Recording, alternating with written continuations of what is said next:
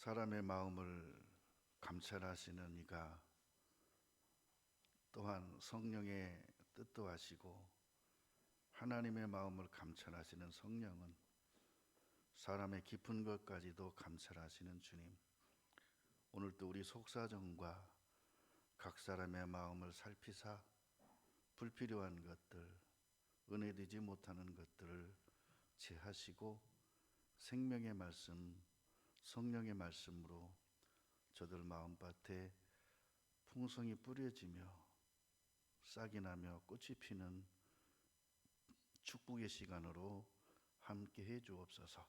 예수님 이름으로 기도드립니다. 자, 에베소서 5장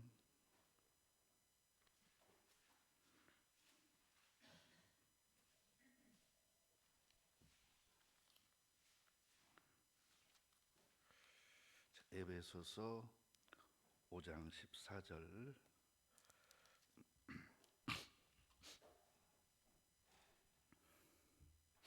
그러므로 이르시기를 잠자는 자여 깨어서 죽은 자들 가운데서 일어나라.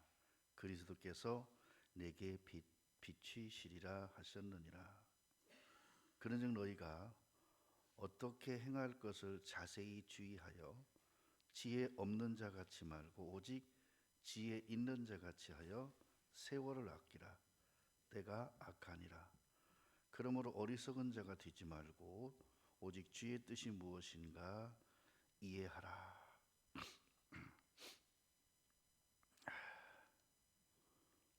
오늘 말씀을 네 가지를 놓고 아침부터 고민을 했습니다. 어떤 말씀을 전할까? 올라오면서 말씀을 정해갖고 올라왔습니다. 앉는 순간 생각이 또 바뀌었어요. 바꿨습니다. 또 바뀌었어요. 또 바꿨어요. 그게 지금 전하고자 하는 말씀입니다. 여기에는 지금 설교 4편이 떠 있습니다. 같이. 그 중에 하나를 내가 화면으로 끄집어냈습니다.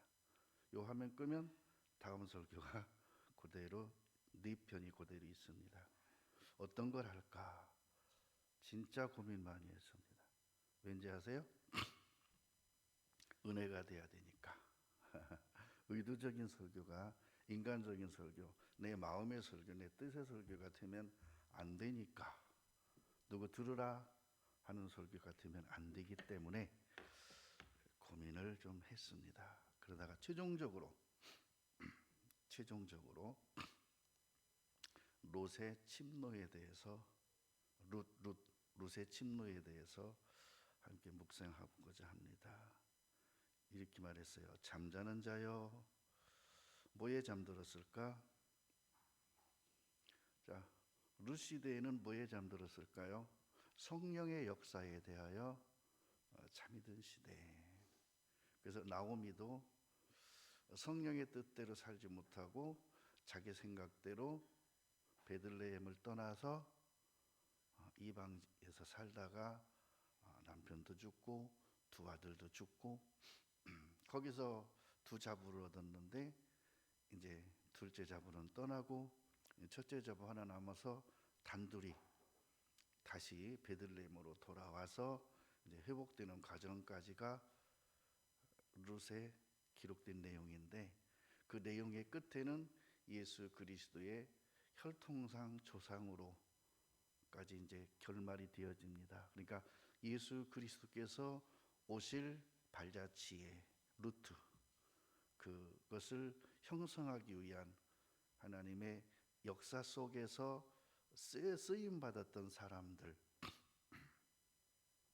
거기서 모든 사람들은 실수하는 삶을 살았고 모든 사람은 육신적인 생각으로 살았지만 이방인인 룻은 예수 그리스도의 선조가 될 수 있는, 조상이 될 수 있는, 혈통상 족보에 오를 수 있는 축복된 부르심에 응답해서 깨어서 침노하는 삶을 살았던 이런 모델로 이 룻기가 되어 있습니다. 근데 이 룻기를 보기 앞서서 이 에베소서 5장 14절을 본 것은 그 시대뿐만 아니라 우리 시대도 그렇고 앞으로 우리 주님이 오신 이후 영원까지 있어야 될 것은 깨어 있어야 된다는 거. 그래서 이렇게 말했어요. 잠자는 자여 깨어서 죽은 자들 가운데서 일어나라. 그러니까 이 잠은 무슨 잠이냐면 죽음의 잠이에요. 사망의 잠. 깨어 일어나는 것은 부활하라는 거예요. 그러니까 우리가 단잠에서 깨어나는 것이 아니라 죽음에서 깨어 일어나라는 거예요. 죽음의 생각, 죽음의 관점에서 깨어나라는 거예요. 그러면 그리스도께서 그 마음 속에 비추어 주신다. 뭘 비출까요? 그리스도의 영광을 비춰 주신다. 아는 빛을 비춰 주신다. 오늘 아침에 제가 뭐 하나를 누가 보내왔어요. 그래서 틀었더니 한 여성이 아기를 낳는데 새쌍둥이를 낳은 거예요. 근데 새쌍둥이가 흑인이었어요. 남편은 정상적인 한국 사람, 자기도 한국 사람인데 껌둥이 셋을 낳은 거예요. 그렇다고 시댁에서 불량한 여자라고 쫓아냈어요. 그리고 이분은 아기 낳을 당시까지 그 병원의 간호사였어요. 병원에서도 쫓겨났어요. 동네에서도 쫓겨났어요. 사회에서도 손가락질을 해요. 돌을 던져요. 그래서 아무도 모르는 도시로 가서 살아야겠다고 그 추운 겨울에 겉옷 하나 벗어서 새쌍둥이를 똘똘똘 감아가지고 안고 가다 도저히 갈 데가 없어서 허름한 지하방을 문을 두드려서 열고 나오는데 보니까 할아버지요. 부탁했어요. 잠시 머무를 곳이 있을까요? 할아버지가 딱 하니까 빈 방 하나를 내줬어요. 쓰지 않는 방, 지하방에 쓰지 않는 방은 어떨까요? 문 열고 들어가면 표현할 수 없는 벌레들이 여기저기 뛰어다니죠. 경험해 보셨어요? 창고 안에서 뛰어돌아다니는 귀뚜라마 같이 생긴 희한하게 생긴 벌레, 그리고 다리 여러 개 달린 것들, 그리고 곰팡이가 가득하고 들어가면 곰팡이 냄새가 팍 피어나고, 그래가지고 꼭대기 쪽에 조그만 창문이 하나 있는데 그리 빛이 하나 들어오는데 그 빛에 거기에 막 거미줄이 엉키고 막 먼지가 끼고 한 그곳에서 이제 살기 시작하는 거예요. 근데 어디를 가서 돈벌이를 하려고 그래도 누구도 받아주는 곳이 없어요. 근데 그 할아버지가 한 곳을 소개시켜 준 곳이 한쪽 저 외진 곳에서 포장마차 하는 곳, 거기 가서 한번 부탁해봐라. 그래서 가서 부탁했더니 하루 일 시켜보고 잘하니까 거기서 계속 써주는 거예요. 여러분, 조그만 포장마차, 어떤 한 사람이 하는 포장마차에서 일하면 얼마를 받을 것 같아요? 얼마 받고 할 것 같아요? 취재시급 받을까요? 못 받아요. 열심히 일해서 그 새쌍둥이, 껌둥이를 키워 올립니다. 자, 6년이 됐습니다. 10년이 됐습니다. 애들이 컸죠? 근데 어느 날 모르는 신사가 찾아와서 뭔 소리를 던지고 가는데 열어봤더니 친자관계 그 DNA 검사한 종이를 던져주고 가는 거예요. 열어봤더니 이 새쌍둥이는 친자가 아니요. 근데 쫓겨날 때 병원에서 친자 검사 해갖고 해서 그냥 쫓아냈겠어요? 그때 친자 검사한 거고 지금 한 거고는 달라. 근데 날짜를 보니까 그때 친자 검사한 날짜야. 그러니까 위조된 거죠.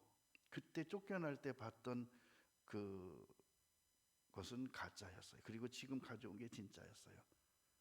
근데 봤더니 이 친자 검사를 한 게 일치가 안 돼요. 친엄마 자녀가 아니라고 나오는 거예요. 그리고 또 하나 친자 검사를 하나 덜어내는 봤더니 자기가 그때 낳았던 친아들, 그가 친자였고 이 새쌍둥이는 친자가 아니었어요. 외국인 남자의 아기였어요. 바꿔치기 한 거예요. 그래서 찾으려고 수소문했더니 브라이언이라고 하는 남자의 애기였어요. 근데 이렇게 저렇게 해서 어렵게 찾아봤더니 그 브라이언이라는 사람에게 자기 친아들이 입양이 돼서 외국으로 간 거예요. 그래서 외국까지 찾아가서 아들을 찾았어요. 그래서 그 아들을 찾아가고 집에 와서 이제 넷을 키우는데 그 새 쌍둥이가 말 안 했죠. 엄마를 친엄마로 알고 친엄마처럼 따라요. 친아들을 찾아갖고 와서도 그렇게 말 안 해요. 저런 말 이런 말 안 하고 그냥 잃어버렸던 아들 찾아왔다 해갖고 새 쌍둥이는 딸이고 친자는 아들인데 이제 사남매가 된 거죠. 키우는 거예요. 자, 여러분 뭐가 진실일까요? 그래요.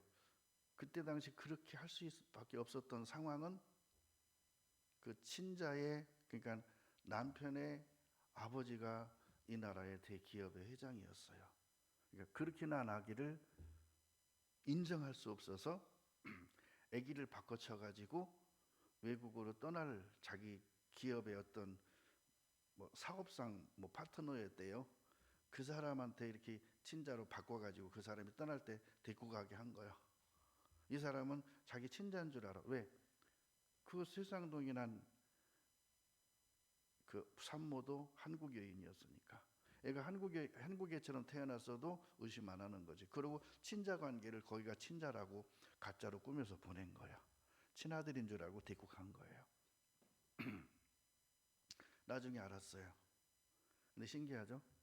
브라이언이라는 사람은 이 세 자매를 친딸로 확인됐는데 안 데리고 가요.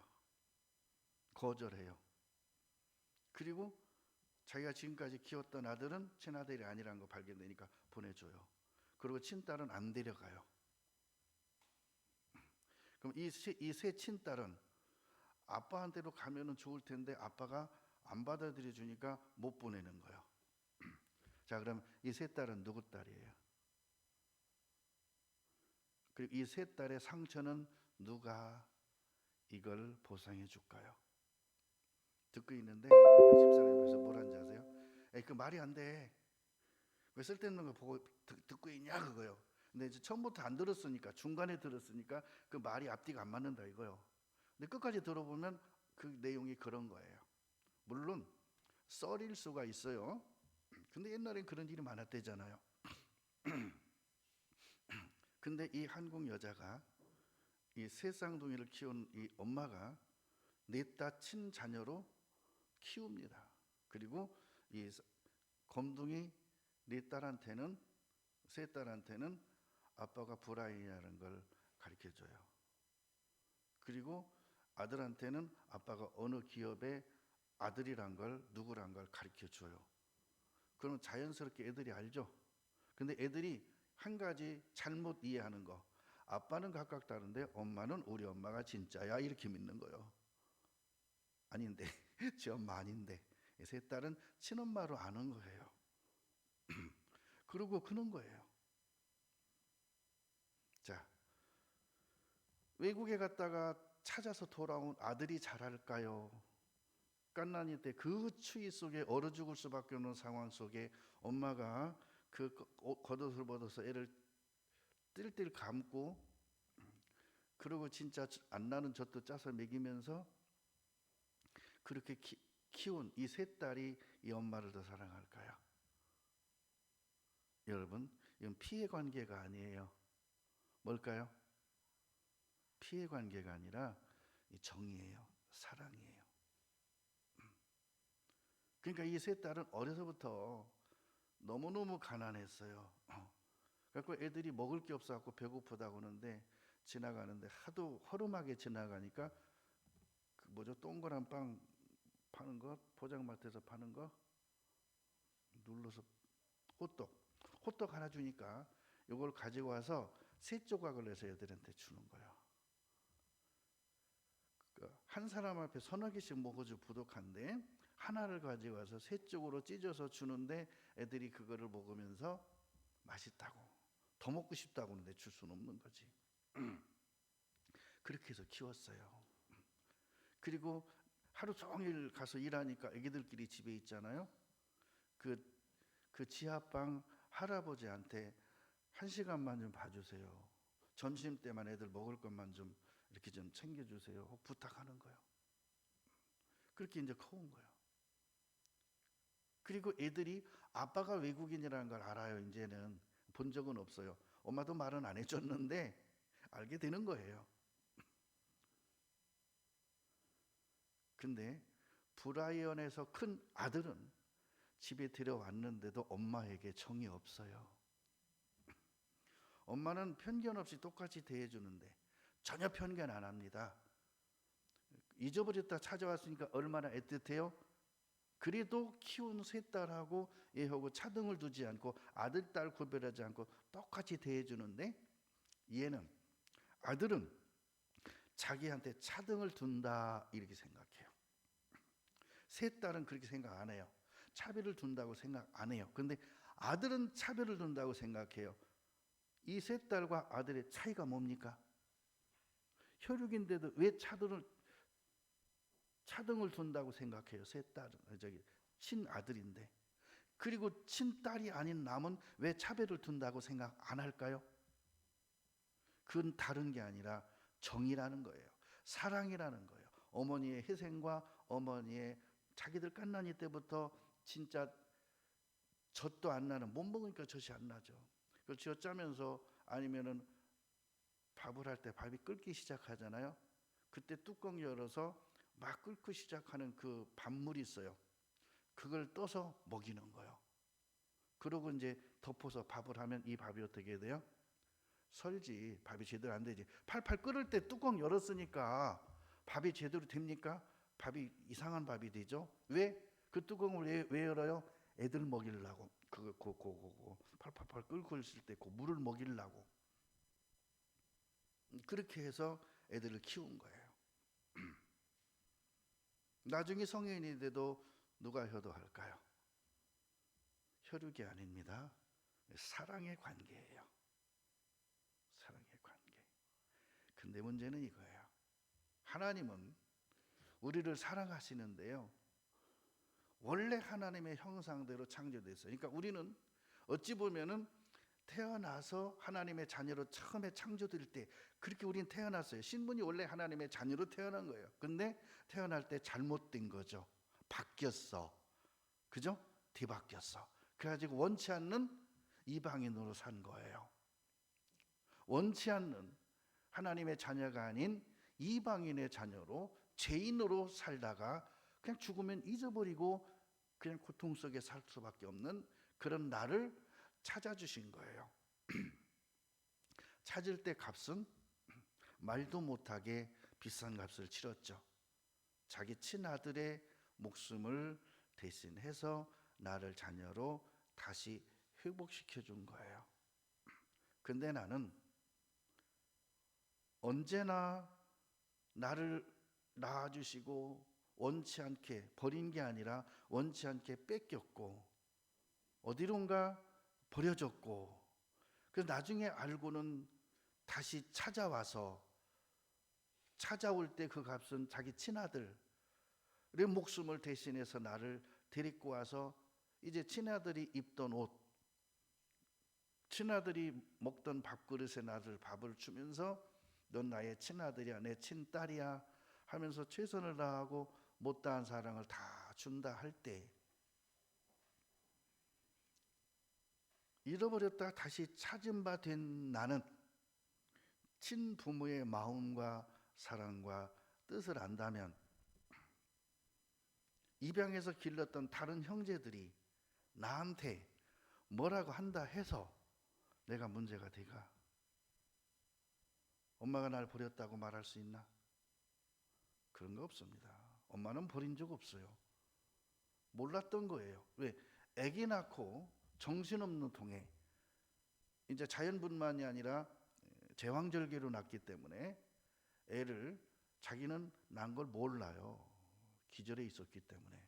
그러고 마취해서 깨날 때 애기 하나씩 하나씩 들여다 품에 안겨주는데 놀랬을 뿐이에요. 흑인이라는 것 때문에. 나는 불륜한 사실이 없고 나는 다른 데 가서 나쁜 짓 한 적이 없는데 왜 이런 애들이 태어났나. 근데 친자 확인하니까 친딸이라고 나오는 거예요. 물론 잘못된 거죠. 그걸 누가 그걸 속인 거죠. 근데 그때 당시 서류는 그렇게 나오니까 뭔가 조상적인 뭔가 있었나 하고 그냥 받아들이고 킨 거예요. 그러면 지금까지 날 키워준, 그렇게 해서 길렀던 그 세 딸이 잃어버렸다 다시 찾은 아들에게 뭐라고 한다 해서 그 아들에게 문제가 되냐 이거예요. 모르면 몰랐지 안다면 그것이 하나님이 나를 부르시고 하나님의 자녀 삼아주신 하나님의 사랑입니다. 그 사랑을 알면은 우리는 그 하나님을 위해서, 그리고 잃어버렸던 부모의 마음은 어떨까요?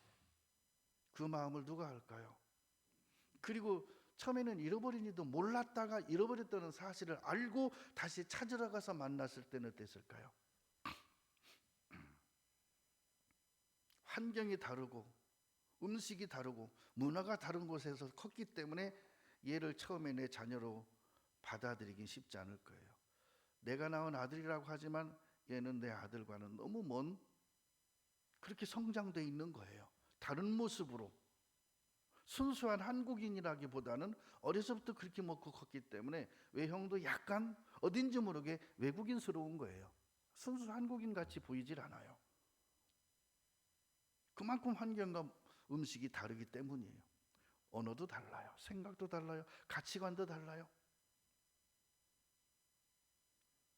근데 다시 10살 때 만난 거예요. 그래서 10년을 같이 살아봅시다. 안 바뀔까요? 다시 한국화 돼가고 다시 한국적인 모습으로 바뀌어가고 다시 한국인의 말을 하게 되고 다시 한국인의 방식의 사랑을 하게 돼 있는 거예요. 그렇죠? 그 과정 속에, 성장 과정 속에 여러 가지 크고 작은 일들이 있겠죠. 그건 당연한 거예요. 그건 감당해야 되는 것들이에요. 감내하는 것들이에요. 자, 룻기 1장 보겠습니다.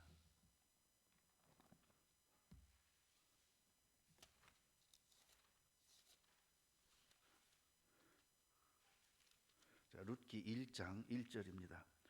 사사들의 치리하던 때에 그때 흉년이 드니라. 유다 베들레헴에 한 사람이 그 아내와 두 아들을 데리고 모압 지방에 가서 우거하였는데 그 사람의 이름은 엘리멜렉이요 그 아내 이름은 나오미요 그 두 아들의 이름은 말론과 기륜이니 유다 베들레헴 에브라 사람들이더라. 그들이 모압 지방에 들어가서 거기 유하더니 이렇게 된 거예요. 결국은 이런 일을 통해서 뭐가 생겼느냐?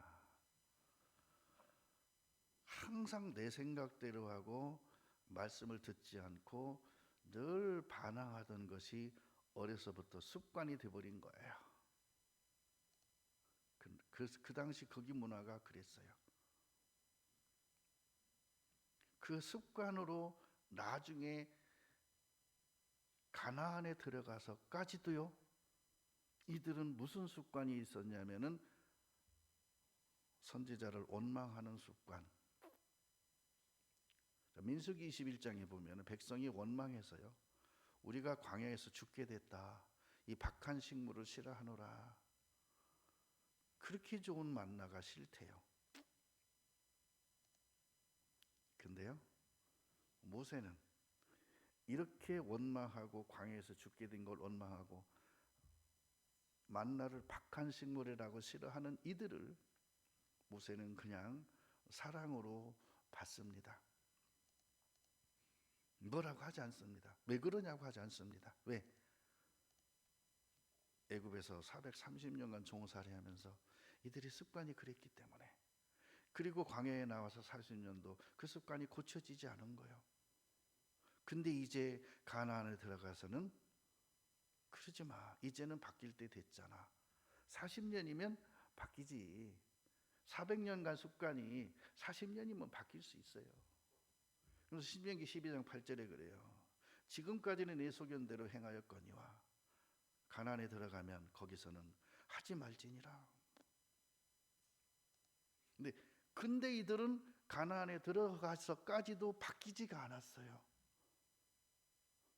이방 결혼을 시키고 우상을 섬기면서 계속 하나님을 떠나고 하나님이 싫어하는 일을 반복을 해요. 그래서 하나님이 반복적으로 이들을 징계하고 징치하시죠. 회개하면 또 용서하시고, 징치하셨다가 회개하면 또 선지자를 세워서 또 그들을 구원해 주시고, 이게 이스라엘 역사, 인생사의 반복이었어요. 그러나 이제는 우리는 이 모든 것들을 무엇으로 보고 있냐면 거울로 보는 시대가 됐어요. 역사를 공부하는 것도 다 거울이죠. 거울을 보는 거예요. 그러면서 우리가 역사를 공부하는 건 뭐죠? 한자 용어로 그러잖아요. 타산지석이라고. 이걸 공부하는 이유는 우리는 그렇게 하지 말자. 역사가 잘못된 걸 공부하는 것은 우리는 이런 역사를 만들어 가지 말자. 이런 거잖아요. 우리가 이런 역사를 공부함으로 인해서 생각이 바뀌고 장래를 보는 소망이 바뀌게 되면은 현실을 어떻게 살아야 되는 것이 정확하게 마음속에 자리를 잡게 되는 거죠. 신앙교육과 신앙훈련과 믿음의 생활과 이 모든 것이 바뀌는 것은 성경을 암송하고 씀으로 해서 바뀌는 게 아닙니다. 안 쓰면 바뀌냐? 더 안 바뀌죠. 쓰면 바뀌냐? 써서 바뀌는 건 아닙니다. 그러면 쓰는데도 왜 안 바뀌냐? 습관으로 쓰니까. 그냥 숙제하듯이 쓰니까. 딴짓하면서 쓰니까. 묵상하면서 써야 되는데. 어젯밤에는요, 하나님이 나를 3번이나 깨웠어요. 첫 번째 눈 뜨니까 11시, 두 번째 눈 뜨니까 2시, 세 번째 눈 뜨니까 5시였어요. 왜 깨웠을까요? 기도하라고. 뭘 기도하라고요? 사단이 우리 교회를 지금 청구했기 때문에 우리 지체들을 분란시키고 또 떨어지게 하려는 시도를 시작했기 때문에 기도하라는 거예요.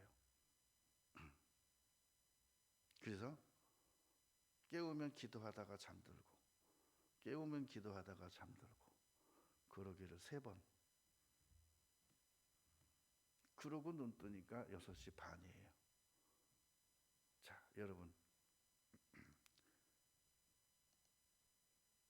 나는 이렇게 생각했습니다. 어떤 사단이 역사를 하든 성령님이 함께 하시니까 지켜주실 거야. 근데 마귀의 역사는 생각보다 강해요. 그러니까 기도하라는 거예요. 그러면서 감사가 됐어요. 기도할 수 있게 해주셔서 감사합니다.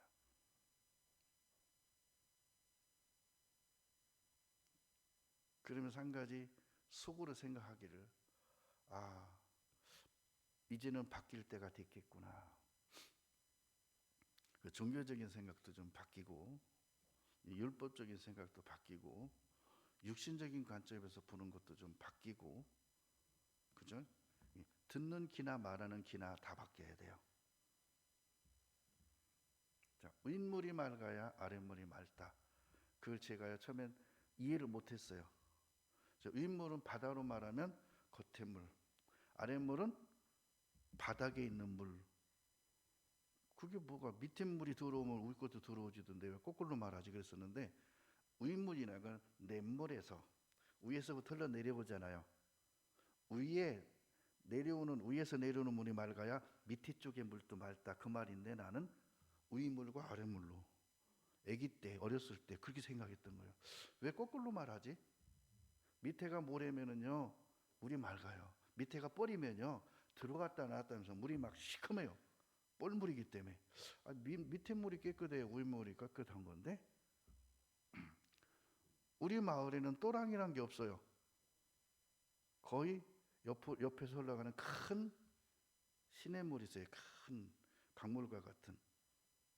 그러니까 그게 윗물 아랫물이라는 거 이해를 못하는 거예요. 그래서 그랬어요. 첫째는 입이 바뀌어야 되고, 두 번째는 귀가 바뀌고, 세 번째는 마음이 바뀌어야 되겠구나. 그래서 생각을 했어요. 그러려면 먼저 있던 곳에서의 행실을 버리고, 먼저 있던 곳에서의 듣는 귀를 바꾸고, 먼저 있던 곳에서의 판단하는 기준과 생각이 자기도 모르게 형성된 것들이 바뀌어야겠구나, 이런 생각이 들었어요. 그래야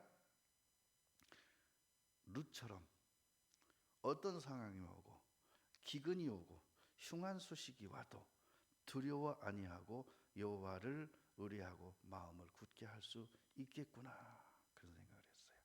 자, 시편 112편 봅니다.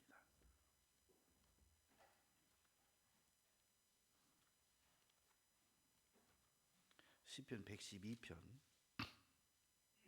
7절에 그는 흉한 소식을 두려워 아니하며 여호와를 의뢰하고 그 마음을 굳게 정하였도다. 자, 흉한 소식을 두려워하면은 여호와를 의뢰하는 게 종교심이 돼 버려요. 믿음으로 의뢰를 해야 되는데 믿음의 의로가 아니고요, 종교적인 그런 관점에서 의뢰한다고 생각이 돼요. 그 마음을 굳게 정하였도다. 마음을 정하려고 하는데 마음이 정해지지 않아요. 그렇죠? 그러니 침노를 하려 했는데 침노가 안 돼요. 제가 이런 생각을 해봤습니다. 아무리 모세를 원망하고 만나가 박한 음식으로 싫어해도요, 이스라엘의 성막을 지키고 성막을 옮기고 성막을 세우고 거기서 제사를 드리고 하는 그런 일을 맡은 자들이요, 그 일을 게을리하지는 않더라고요. 그걸 거울로 보면서 내가 조금 먼 일이 생기고 속상한 일이 생긴다 해서 내가 하던 봉사를 멈춰버리고 안 한다면은 종교인만 또 못하지 않나. 종교인들도 그러지 않는데 부활의 영광을 소망하고 장자들의 총회를 소망한다고 하면서 조금만 속상하면은 봉사를 안 해버리고 조금만 먼 일이 생기면 봉사를 게을리하고, 이게 믿음의 모습일까 하는 생각을 해봤습니다. 자, 로마서 12장 봅니다.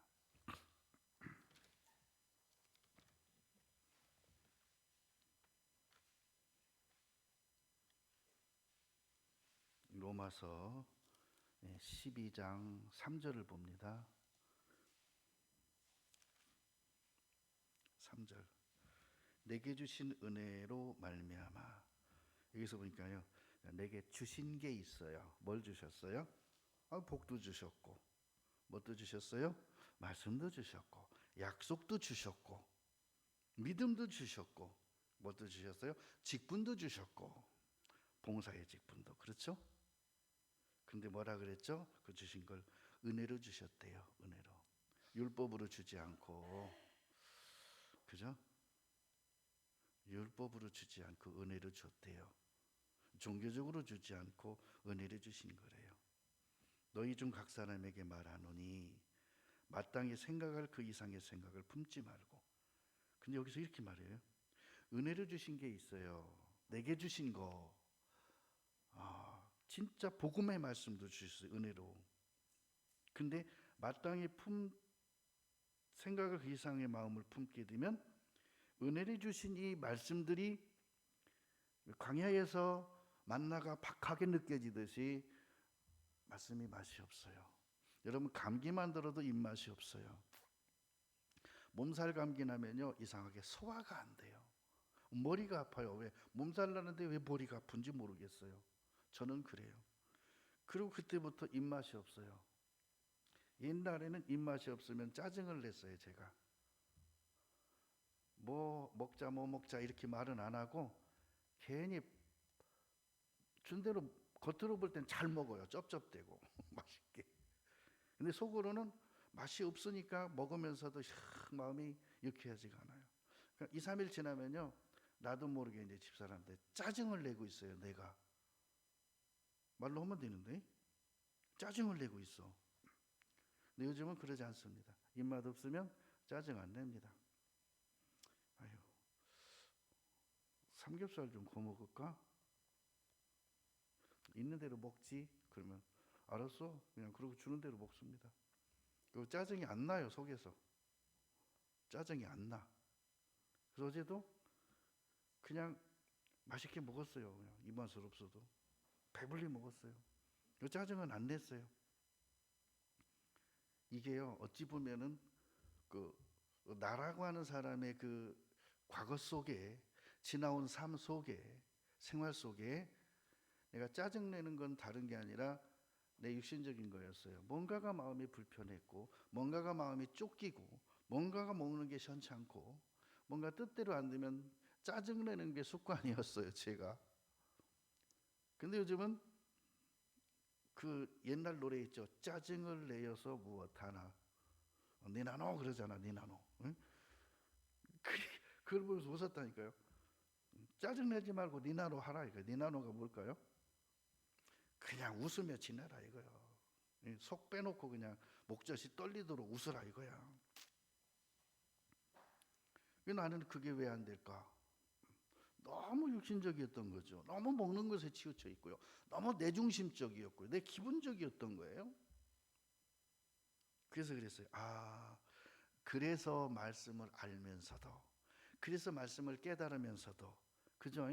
말씀을 가르치면서도 나는 늘 무언가 마음속에 부족했고 행복하지 못했고 웃음이 없었고 얼굴이 항상 찌그러져 있고 그러니까 애들은 아빠 화난 줄 알아. 그다음 평범한 말을 하는데도 아빠가 화나서 말한다 이거야. 화내서 말한 게 아닌데 화냈다 이거야. 그래서 나 화 안 냈는데 아니야 아까 화냈다 이거야. 아닌데 진짜 나 화 안 냈는데. 그런 적이 많았어요. 우리 집사람도 오해를 많이 했어요. 화 안 냈는데 나보고 화냈대. 나 진짜 화 안 냈는데 화 안 났는데 화가 안 났어. 그러니까 화 안 냈어. 근데 화냈대. 요즘은 그런 소리 덜 들어요. 화낸다는 얘기를 덜 들어요. 사실상 말도 그렇게 조심해서 하고 가능하면 좋게 말하려고 하고 그죠? 그게 뭐냐? 노력이라기보다는 연습이더라고요. 생각하는 것을 연습하는 거예요. 노력은요 한순간 생각 놓으면 푹 나와버려요. 그죠? 노력은 한계가 있더라고. 그냥 푹 나와버려 그냥. 그리고 내 생각대로 해버려. 노력하다 보면 어느 순간 생각이 살짝 놓아지면. 근데 노력이 아니라 연습을 하잖아요. 연습은요 습관이라는 걸 만들어요. 그래서 몇 번 하다 보면요 어딘지 모르게 조금이라도 습관이라는 게 생겨. 그러면서 이게 변화가 되고 나 자신이 그 언어에도 바뀌고 행동에도 바뀌고 듣는 생각도 바뀌더라고요. 그래서 로마서 12장 3절에 그랬어요. 내게 주신 은혜로 말미암아 너희 주 각 사람에게 말하노니 마땅히 생각할 그 이상의 생각을 품지 말고 사단이 주는 생각 속지 말고 오직 하나님께서 각 사람에게 나눠주신 믿음의 분량대로 어떻게 하라고요? 지혜롭게 생각하라. 알아요. 지혜롭게 생각해야 된다는 거. 근데 순간 뭔가 모르게 내중심적으로 마음이 탁 올라오면요 지혜롭게 생각이 안 되고 본능적으로 옛날 습관적인 생각으로 팍 떠올라요. 그죠? 그러면서 뭐라고 말한지 아세요? 4절에 여기 3절 시작 때 주신 은혜가 4절에 답에 나와 있어요. 제가 그냥 한 말 아닙니다. 4절에 이렇게 나와 있죠. 우리가 한 몸에 많은 지체를 가졌으나 모든 지체가 같은 직분을 가진 것이 아니니 직분이라고 나와 있죠. 그러면 3절 앞에 내게 주신 은혜가 뭐예요? 하나님이 내게 주신, 맡겨주신 것들. 근데 이게 뭐라고요? 나한테는 은혜래요.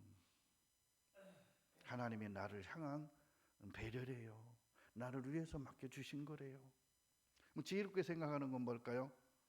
어느 순간 어떤 일이 생겨버리고 어떤 환경이 생겨버린다 해서 내게 주신 이 믿음의 분량, 이 맡겨주신 은혜, 이것에 게으르지 말고 열심을 품고 섬기는 것이 믿음의 분량대로 지혜롭게 생각하는 거겠구나, 이런 생각을 하게 된 거예요. 그렇죠? 그리고 이 룻이 그 믿음의 분량대로 지혜롭게, 심지어는 오르반은 돌아가잖아요, 자기 친정으로. 근데 룻은 안 돌아가려고 굳게 마음을 먹고 있는데 시어머니가 돌아가래요. 그러면 여기서요, 믿음의 분량이라고 하는 지혜롭게 생각하는 부분에서 조금만 잘못 생각하면요, 시어머니가 돌아가라 하니까 돌아가도 합당한 거예요. 근데 여기서 돌아가면 지금까지 살아온 인생이 뭐가 돼요? 고생한 게 뭐가 돼요? 친정에 돌아가면 친정 엄마가 이거 불쌍한 거 남편 잃고, 시아버지 잃고, 애도 하나도 없이 그냥 과부가 돼서 돌아왔어. 엄마가 치근하게 생각하겠지만 내 인생 엄마가 해결해 줄까요? 엄마가 내 인생 책임져 줄까요? 보상해 주실까요? 안 됩니다. 보상이. 그러면 물어볼게요. 시어머니 따라가면 보상이 될까요? 육신적으로 보면 친정을 바라보나 시댁을 바라보나 양쪽 다 절벽이라. 내 인생의 보상이 어디 있어요? 내 인생 꽃필 날이 어디 있습니까? 이제 황혼이 시작될 나이인데, 내 나이가 몇인데, 이렇게 되면 인생이요 얼마나 팍팍할까요? 여기서 룻이 실망치 않는 것은, 여기서 룻이 좌절하지 않는 것은 자기가 경험한 시어머니의 하나님, 자기가 지금까지 내 인생을, 내 뼈를 여기에다 묻어야 되겠다라고 판단할 수 있었던 영적 체험이 있었어요. 구체적으로 기록은 안 돼 있지만 룻이 그런 거 없이 어머니의 하나님이 나의 하나님이 되고, 어머니의 백성이 나의 백성이 되고, 내가 죽는 일 외에는 어머니를 떠난 일이 없겠다라고 표현할 수 있을까요? 그리고 돌아가라 하는 일에 대하여 나로 돌아가라 하지 마옵소서 라고 말할 수 있을까요? 룻은 우리처럼 말씀을 쓰고 묵상하지 않았을까요? 성경이 주어져 있지 않기 때문에 암송할 수도 없었을 거예요. 성경을 구체적으로 몰랐어요.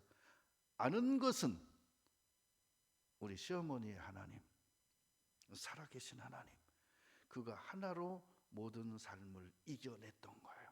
그러나 우리에게는요, 당연히 하나님이 살아계시고 그 아들 예수 그리스도가 나를 위해 하신 일과 성령이 내 안에서 증거하시는 일과, 그죠?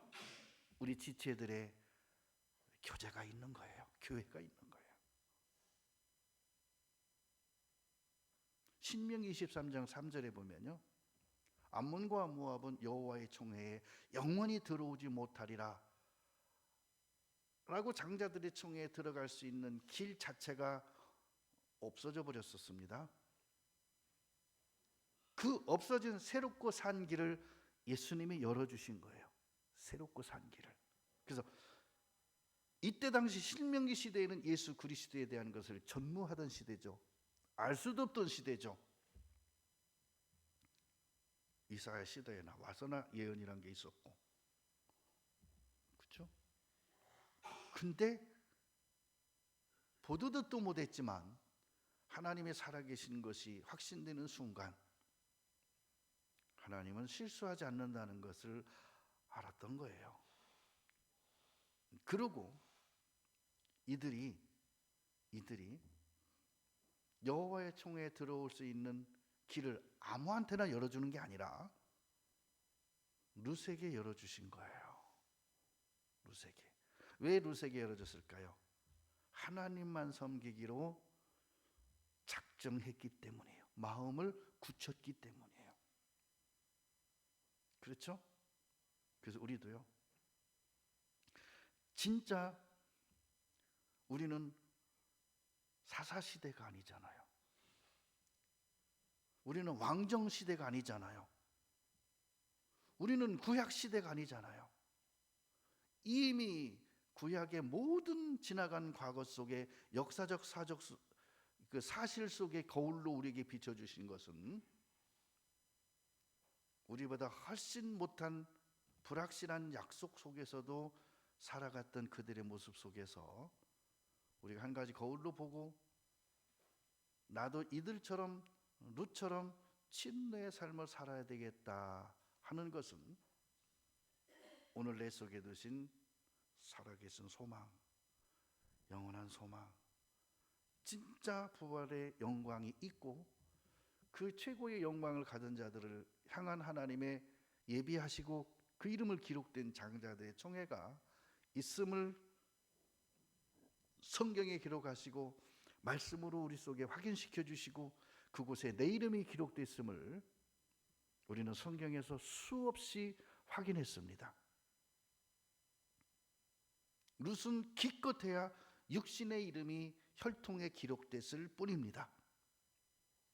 룻의 이름은 예수님의 혈육의 족보에 기록되어 있을 뿐입니다. 우리 이름은 예수님의 족보에 기록되는 게 아니라 예수님의 보좌, 장자들의 보좌의 이름이 기록된 거예요. 자, 룻기 4장 보겠습니다.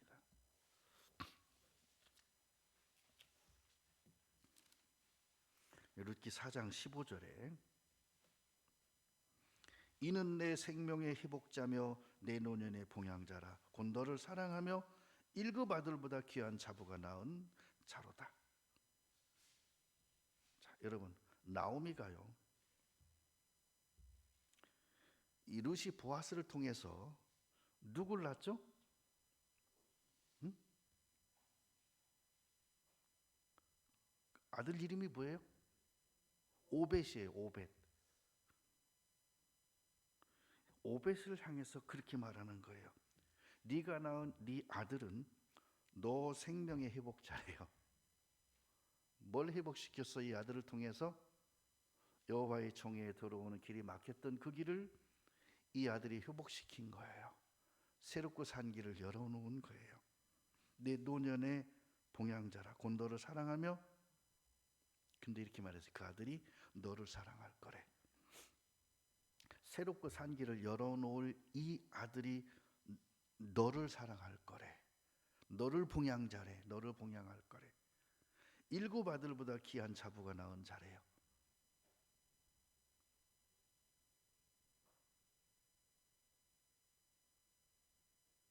이게 뭘 뜻할까요? 18절에 베레스의 세계는 이러하니라.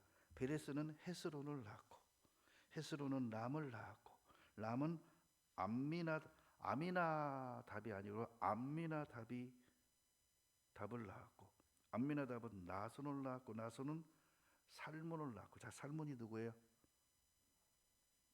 응? 살몬이 누구예요? 그렇죠. 여리고성을 정탐했던, 누구와 함께 정탐했어? 갈렙과 함께.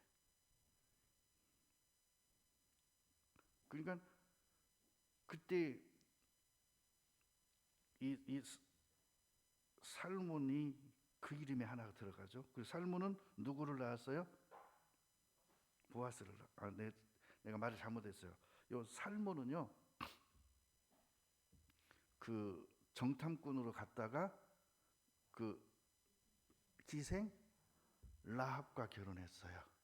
그 정탐꾼 중에 한 사람인데 이 살몬이 기생 라합이 나오죠. 그 성을 무너뜨릴 때 창밖으로 색출을 해놓으니까 그 집을 멸망시키지 마라 해서 이 집이 구원을 받았고 이 집이 그러니까 어찌 보면요, 롯도 이방 여인이었고 살몬과 결혼한 라합은 기생이었고, 이들에게는요 진짜 새롭고 산 길이 열릴 가망이 없는 분들이었어요. 무슨 이들에게 예수님의 혈통이 들어갈 수 있는 길이 어디가 있었겠어요? 근데 정탐꾼이 오모를 해서 그 집에 길이 열린 거예요. 새롭고 산 길. 그리고 이 살몬이 누구를 낳았냐면 보아스를 낳았고요. 보아스가 룻과 결혼해서 오벳을 낳은 거예요. 오벳은 이새를 낳았고 이새는 다윗을 낳았더라. 다윗은 예수 그리스도의 혈통상 선조죠. 여러분, 이 길이 예를 들어서 이 기생 라합의 인생에 예수님의 혈통에 들어올 수 있는 길이 있어요? 아니, 전쟁통에 이런 일이 벌어진 거예요. 전쟁통에. 일반적으로는 이런 일이 있을 수가 없습니다. 그죠? 그리고 살몬에게서 보아스가 나온 거예요. 그 보아스는 본부인이 있어요. 근데 루서가 본부인이 있었는데 기록은 없습니다. 근데 이 본부인이 잘못됐던가 봐요. 돌아가셨거나 뭔가 잘못됐던가 봐요. 그래서 룻을 통해 룻과 재혼을 해가지고 난 거예요. 우연일까요? 그렇다면 나와 여러분이 지금까지 살아온 인생의 뒤안길을 한번 생각해 보시죠. 저도 마찬가지고요. 과거 어느 교회에 속해서 나름대로 신앙생활을 한다고 했던 그 과정 속에 말씀적으로 많은 도움도 받은 부분이 있지만 잃어버린 게 더 많고, 그죠? 망가진 게 더 많고 무너진 게 더 많았던 거예요. 근데 그게 그럼 내 인생에 잘못된 거냐? 다 과정이었던 거예요. 필요했던 거예요.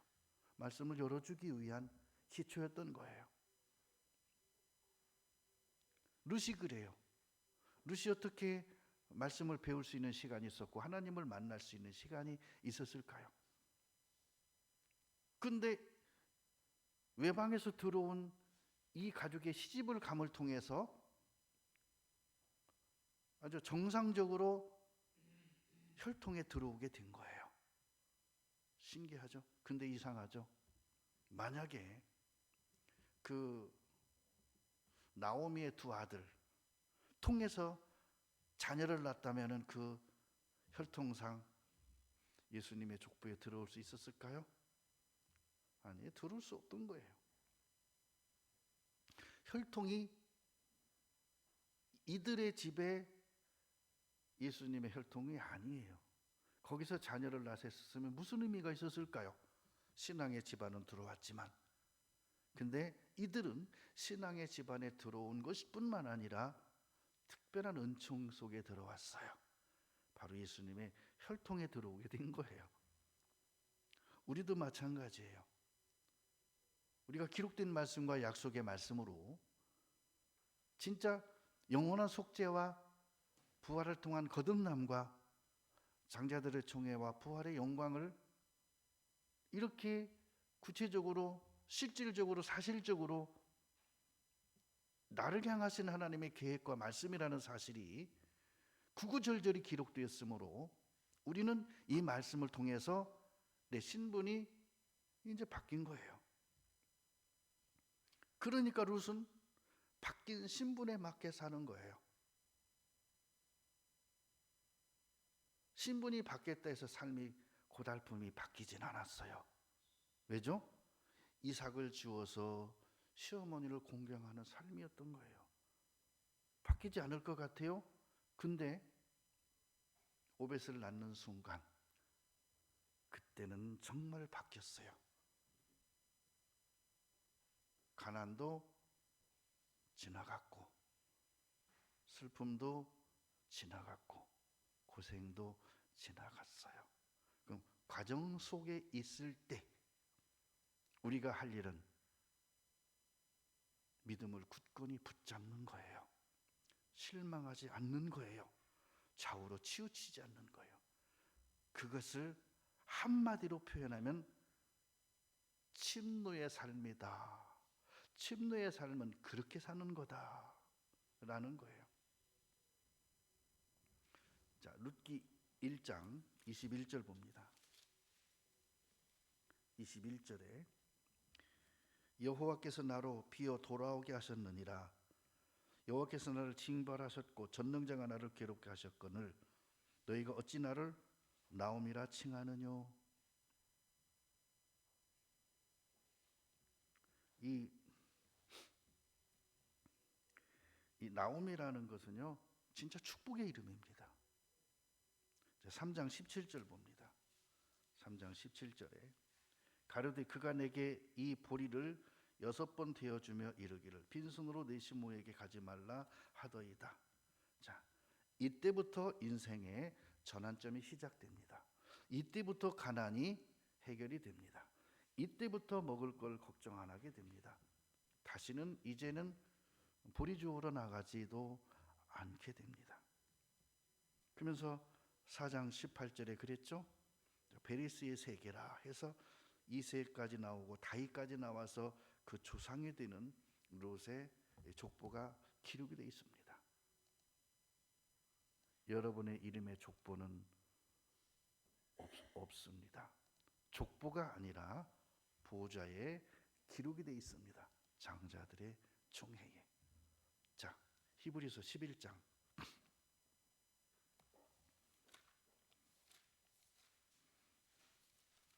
35절에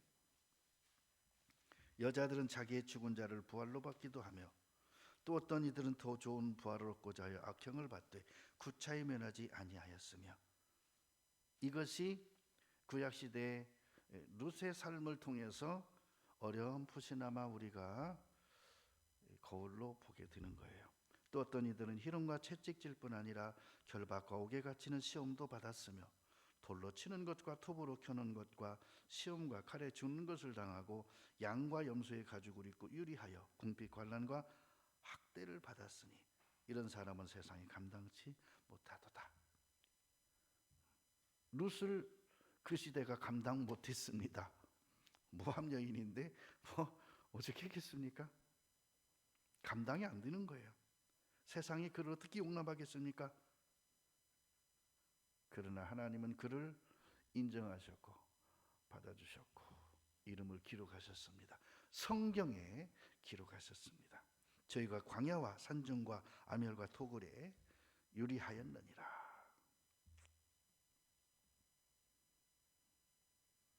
그렇습니다. 우리는요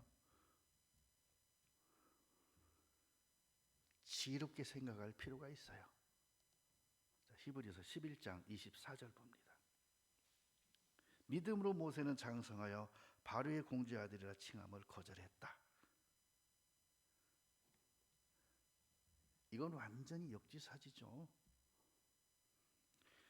충분히 잘 먹고 잘 살 수 있는 시간이 있었어요. 기회가 있었어요. 그것을 뭐라고 말했냐면 도리어 하나님의 백성과 함께 고난받기를 잠시 죄악의 낙을 누리는 것보다 더 좋아했다. 그렇죠. 룻이 친정으로 돌아갔더라면 그 자기 친정의 백성과 그 친정의 안락함과 다시 우상을 섬길 수밖에 없는 이제 죄악의 낙을 누릴 수밖에 없는 환경이 되었겠죠. 그걸 좋아하지 않았대요. 그리고 뭐라 그랬죠? 하나님의 백성과 함께 고난 받기를 좋아했대요. 그리고 26절에 그리스도를 받는 능력을 애굽의 모든 보화보다 더 큰 재물로 여겼으니 이는 상주심을 바라봄이라 이거죠. 우리 잠시 옆을 바라볼 수밖에 없도록 어떤 환경적인 이유들이 생겼더라면 이제 다시 앞만 바라보고 갑시다. 그 경마하는 하는 거 보셔요. 신기하죠. 자, 경마하는 말들에게 이렇게 가려놓죠. 여기다가 왠지 아세요? 에? 모르시는구나. 옆에 말 뛰는 거 보지 말라고. 말이요 굉장히 예민해 가지고요, 옆에 말이 좀 뛰있던 놈이 조금 옆으로 이렇게 오잖아요. 얘가 실망해 버린답니다. 그리고 포기해 버린대요. 기가 센 애는 달려오면 더 달리려고 하는데, 그 중에요 노련 애들 있잖아요. 노련한 애들, 오래된 애들이요, 하다가 하면 역전되는 걸 경험 몇 번 했더니요, 옆에서 다가오잖아요. 그럼 끝까지 열심히 안 된대요. 어차피 질 거. 그러니까 보지 말고 뛰라고 여기다 이렇게 달아놔요. 그리고 뛰라는 거예요. 그럼 옆에가 누가 오는지 상관없어. 자기가 최선을 다해 뛰라는 거예요. 그러고요, 뛰고 있는데 더 뛰라고 때리는 거 있죠. 막 뭘로 다 때려? 채찍으로. 근데 여기만 때리는지 아세요? 어깨 양쪽으로, 앞에 뒤로 때립니다. 보셨어요? 이 채찍 때리는 거 여기만 때리니까 앞에 때리다 뒤에 때리다 막 이래요. 왜 그럴까요? 그래서 그러잖아요. 달리는 말에 채찍질한다고. 하나님은 그러지는 않잖아요. 그죠? 그러면 내가 신앙으로 열심히 하고 있는데 채찍질 같은 게 있어요. 그게 뭘까요? 내 마음을 자꾸 지치게 만들고 뭔가가 마음에 힘 빠지게 만드는 것들이 있어요. 그죠? 그게 채찍인 거야. 그걸 채찍에다 생각하시고 힘을 내라는 거예요. 반대로 거기에 힘 빼지 마시고, 거기에 좌절하지 마시고, 나를 채찍질 하시는구나, 더 잘하니까, 할 수 있으니까 그렇게 하시는 거구나, 할 수 없으면 안 하시겠지, 그지? 이걸 때리겠습니까? 때려도 꼴찌나면 못 알아 때려. 그냥 편히 뛰라고 하지. 근데 1등 할 것 같으니까 조금만 더 뛰면 1등 할 거야 하고 막 때리는 거지. 그 1등 하잖아요. 어떻게 하는 것 같아요? 보셨어요? 1등한 말, 그 기수가 어떻게 하는가요? 볼에 뽀뽀해 주고요. 막 그 볼에다가 지볼 문대고 막 이럽니다. 보셨어요? 그러면 그 말이요 굉장히 좋아합니다. 주인이 자그를 이뻐해 준다고. 그리고 말은 머리 안 쓰다듬습니다. 어딜 쓰다듬죠? 양볼을 쓰다듬습니다. 콧등을 쓰다듬어 줍니다. 개는 콧등 쓰다듬으면 성질 냅니다. 개는이 거기 쓰다듬으면 뭡니다. 말은 콧등 쓰다듬으면 아주 좋아합니다. 하나님도 여러분의 마음을 아시고 자주 쓰다듬어 주시는 걸 느꼈으면 행복할 겁니다. 그죠? 그걸 느끼는 게 행복이에요. 하나님의 의리의 말씀, 그죠? 하나님이 내 마음을 알아주시는 걸 느끼는 게 행복이에요. 그러면 어떤 것이 있어도 견딜 힘이 있는 거예요. 침노는요, 지치면 못합니다. 그렇죠? 실망하면 못합니다. 저기 오르바처럼 돌아가게 되는 거예요. 왜죠? 장래가 안 보이거든요. 근데 룻은 장래가 안 보여도 지금 뭘 보고 있어요? 하나님. 그죠? 어머니의 하나님, 어머니의 백성. 그 안에는 장래가 어떻게 될지 모르지만 따라갔더니 인생의 전환점이 그냥이 아니라 예수님의 족보에 그 이름이 들어가는 거예요. 성경에 기록되는 것. 성경은 영원히 없어지지 않습니다. 하나님 나라에서도 영원합니다. 이 말씀은, 룻기 말씀은 영원히 남습니다. 성경책 다 불살라져도 이 말씀은 살아 있습니다. 이 말씀이 살아 있는데 장자들의 총회에 이름이 지어질까요? 영원한 겁니다. 응? 진짜요. 그러니까 힘내시고 용기 내시고 같이 진짜 주님 오실 때까지 우리는 최선을 다해야 되는 거예요. 그죠? 함께 기도하겠습니다. 주님 감사합니다. 오늘 또 우리에게 약속의 말씀, 새롭고 산 길을 쫓아갔던 룻을 거울 삼아 그 삶의 어떤 환경과 어떤 어려움 속에서도 지치거나 좌우로 치우치지 아니하고 오직 어머니의 하나님이 나의 하나님, 어머니의 백성이 나의 백성, 결과적으로 예수 그리스도의 혈통에 이름이 기록되며 성경에 기록되어 영원히 하나님 기념책에 기록됐음에 우리 또한 장자들의 총회의 생명책에 기록되었음에 감사합니다. 이거 하나만 갖고도 우리는 힘을 낼 수 있으며 용기 백배할 수 있음을 압니다. 오늘도 이 약속의 말씀으로 우리의 마음을 붙잡아 주시고 위로해 주심을 감사합니다. 이 감사가 날마다 은혜 속에 더하도록 축복해 주옵소서. 예수님 이름으로 기도드립니다.